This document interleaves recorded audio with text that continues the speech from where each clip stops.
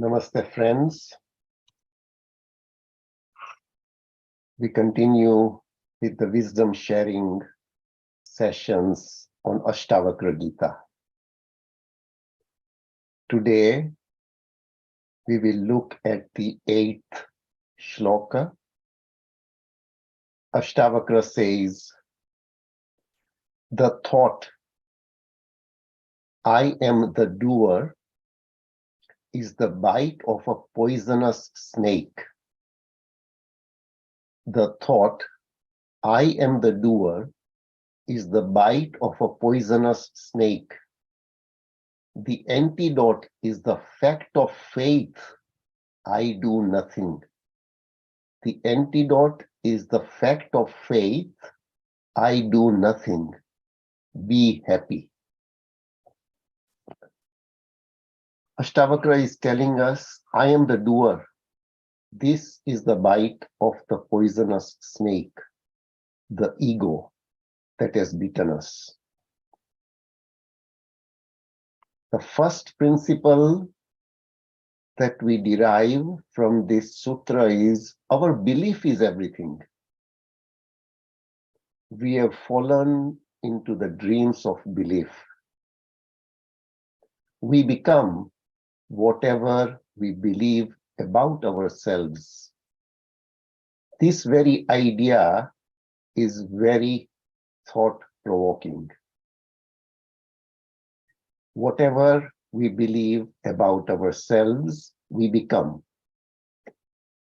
So if we ever see a hypnotist giving a demonstration, we will be amazed. If he hypnotizes a man and under the hypnosis, he tells him, you are a woman, stand up and walk. The man starts walking like a woman. Now, generally, it is very difficult for a man to walk like a woman. One can only do after a long practice. But when the hypnotist puts a man to sleep and tells him under hypnosis, stand up, you are a woman, not a man, walk. And he actually walks like a woman. Or he may hand him an onion and say, here is an apple, go ahead and eat it. The man would eat the onion, and if you ask him how it tastes, he will say it is very good. He doesn't even suspect that it is an onion. He can't even smell it. Hypnotists have experienced this, and now it is a scientific fact.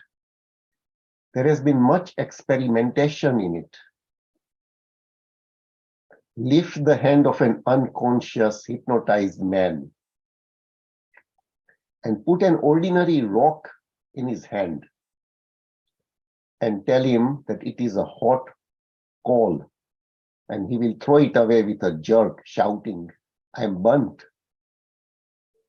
It would be okay if it went only this far, but a blister also forms on his hand. We have heard of people who walk on fire. This too, in a sense, is a deep state of hypnosis. If you believe you won't be burnt, the fire doesn't burn you. It is a matter of belief.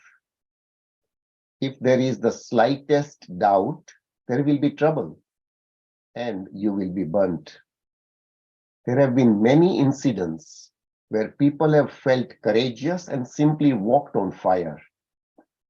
When so many people are walking, then we can too. But if the worm of doubt is inside anyone, he is burnt. An experiment was done on this at Oxford University. Some Buddhist monks from Sri Lanka were invited to fire walk. Every year on the Buddha full moon day, they walk on fire in remembrance of the Buddha. This is absolutely right. To walk on fire in remembrance of the Buddha is right, because Buddha's whole teaching is that you are not the body. If you are not the body, then how can fire burn us?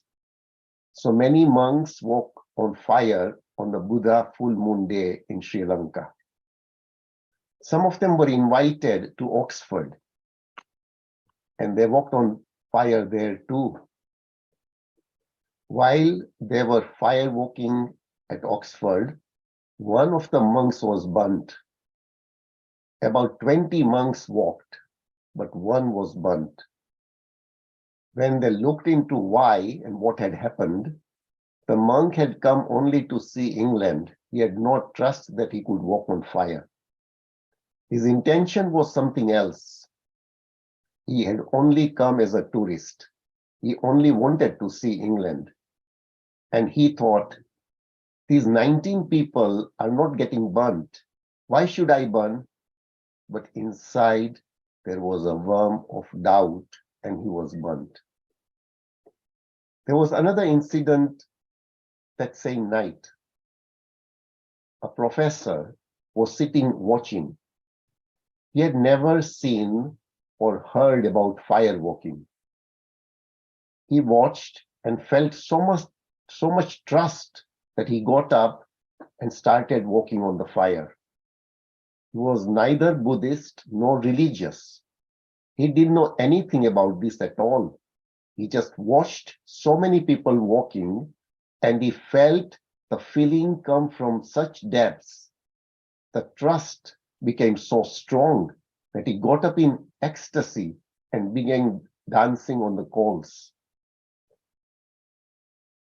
The monks were shocked because they had the idea that Buddha was protecting them.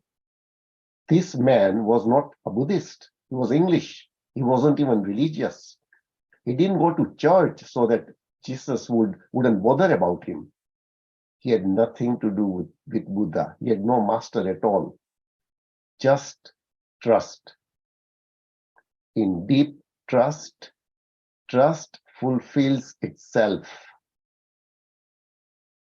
The thought, I am the doer, is the bite of a poisonous snake. The antidote is the fact of faith. I do nothing. Be happy. When we listen to this statement, Ashtavakra says again and again, and throughout this wisdom sharing of Ashtavakra Gita, we will see, he again and again says, be happy. Ashtavakra is not talking about the past or the future. He says it can happen this very moment. I am the doer. This is our projection.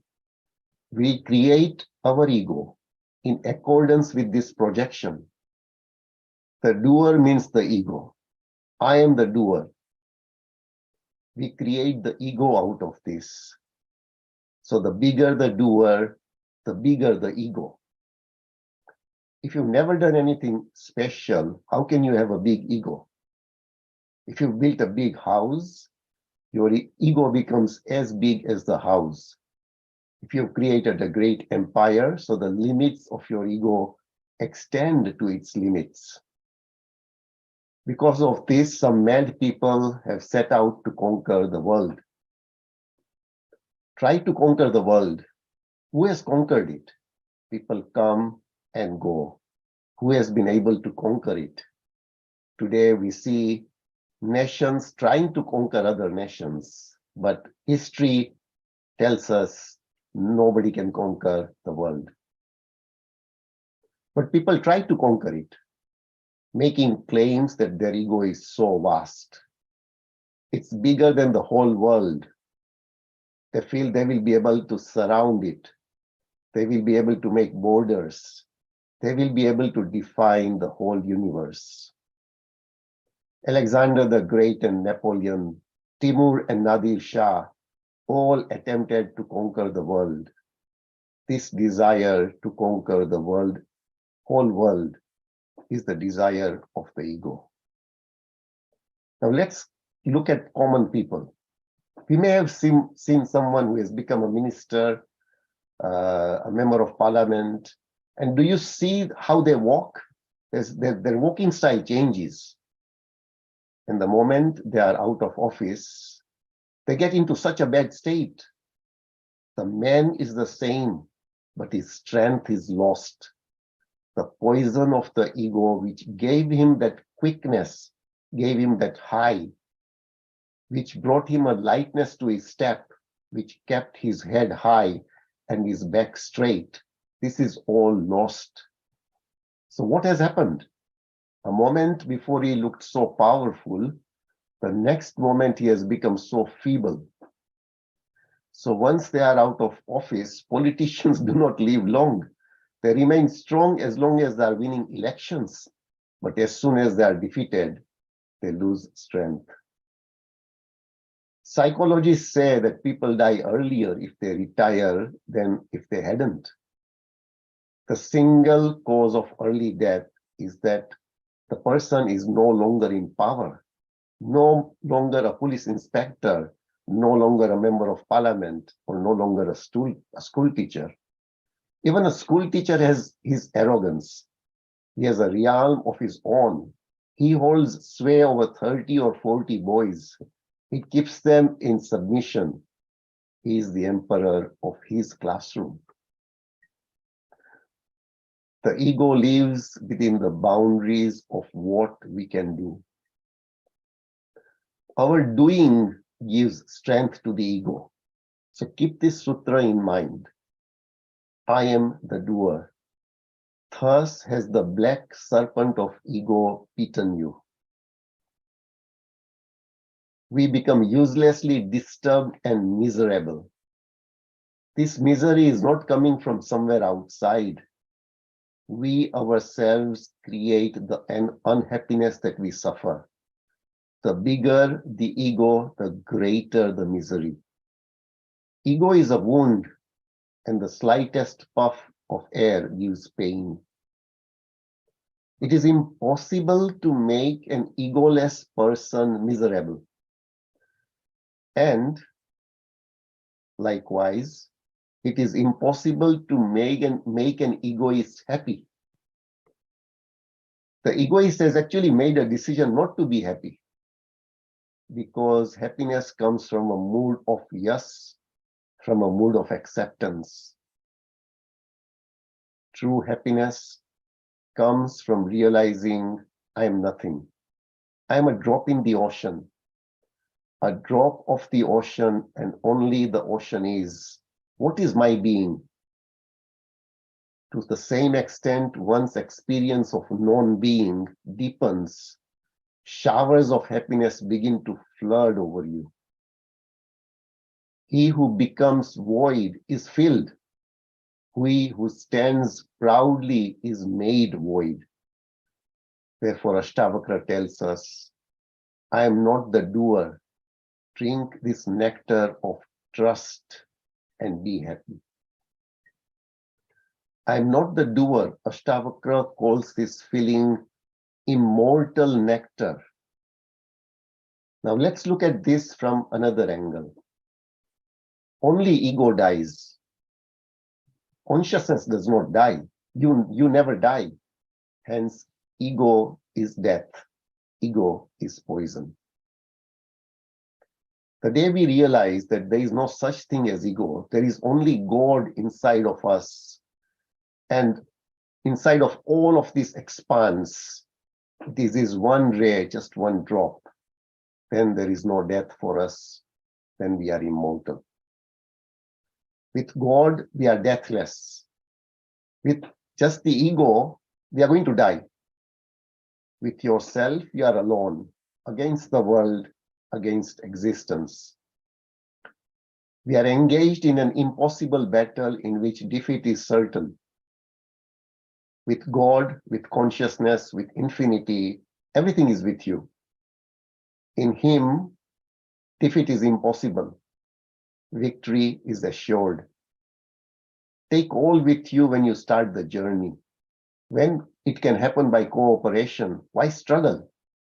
When it can be attained by bowing down, why try it by fighting? When it can be attained by simplicity and innocence, why cause trouble? Therefore, Ashtavakra says, I am not the doer. Drink this nectar of trust and be happy. Janak is asked, how can I be happy? How can happiness happen? How can liberation be attained? Think about all the sutras we are reading. Ashtavakra is not giving any methods. He's not talking about any sadhanas. He does not say do this or do that. He says believe this way. Let your belief be like this. It is all a matter of belief. If you are unhappy, it is rooted in the wrong belief. You want to be happy, then adopt the right belief. Therefore, Ashtavakra says, drink this nectar of trust and be happy. The definition of trust needs to be understood. Distrust means you do not accept you are one with the whole. From this, doubt arises. How can there be distrust if you accept you are one with the infinite? Wherever existence takes you, it is good. We really didn't come here through our own wish. We don't even go from here through our own wish. We don't even know why we are born, nor do we know why we die. Before birth, no one asked us whether we want to be born. Before death, no one will ask us whether we want to die. Everything is happening here. Who asks us? Why should we uselessly bring ourselves into it? We shall disappear again into that one from whom life has emerged and God has given life. How can we distrust him?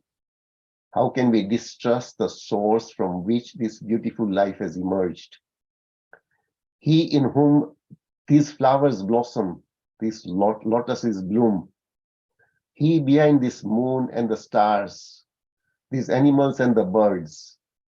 Here there is so much song, there is so much music, there is so much love. Why should we distrust him? Trust means we do not consider ourselves separate. We are not foreigners. We know that we are one with this existence. With the very declaration of this oneness, life is showered with happiness. Therefore, Ashtavakra tells us, drink this nectar of trust and be happy. Be happy right now. Be happy this very moment. Thank you, everyone.